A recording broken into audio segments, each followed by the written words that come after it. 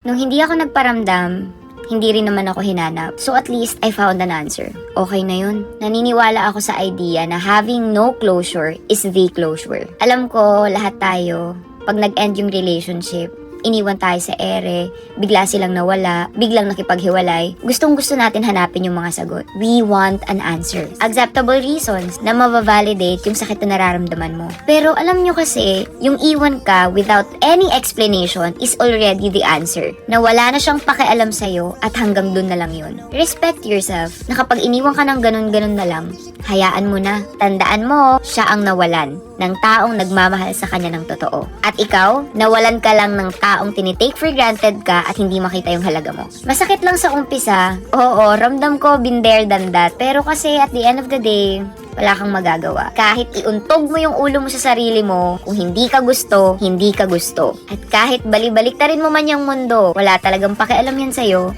kung ayaw niya sa'yo. At hindi niya makikita ang halaga mo kasi never niya naman talagang tiningnan yun.